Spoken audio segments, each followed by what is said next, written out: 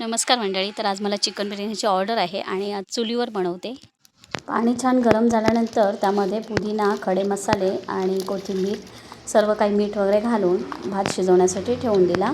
आणि हा बघा, एक कड आल्यानंतर भात छान मोकळा होतो, कारण बिर्याणीसाठी अगदी सुटसुटीत भात हवा असतो, त्यामुळे जास्त शिजू न देणं आणि सारखं बघावं लागतं की भात व्यवस्थित झाला आहे की नाही. आणि निसर्गाच्या सानिध्यामध्ये बिर्याणी तयार होते आणि चुलीवर आहे, त्यामुळे अगदीच छान चव येते. तर हा भात माझा तयार झाला आहे. त्यानंतर फोडणीची तयारी, त्यामध्ये आलं लसूण पेस्ट, कांद्याची पेस्ट आणि हे बघा छान परतवून झाल्यानंतर थोडे खडे मसालेही घातले होते आणि हे परतवून झालं आहे. हे बघा छान पेस्टला रंग आला आहे. त्यानंतर टोमॅटो प्युरी, मिरच्याही घातलेल्या ओल्या. तर हे छान प्युरी परतवून घेतली आणि चुलीवरनं छान अगदी आग पण मिळते.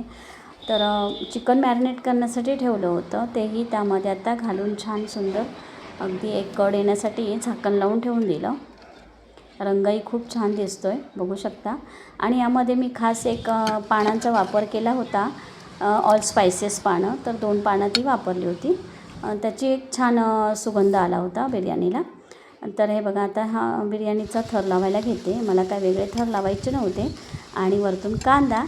तर माझी ही रेसिपी बिर्याणीची तुम्हाला कशी वाटली मला कमेंटमध्ये नक्की सांगा. आणि व्हिडिओ आवडल्यास लाईक, शेअर, सबस्क्राईब करायला विसरू नका.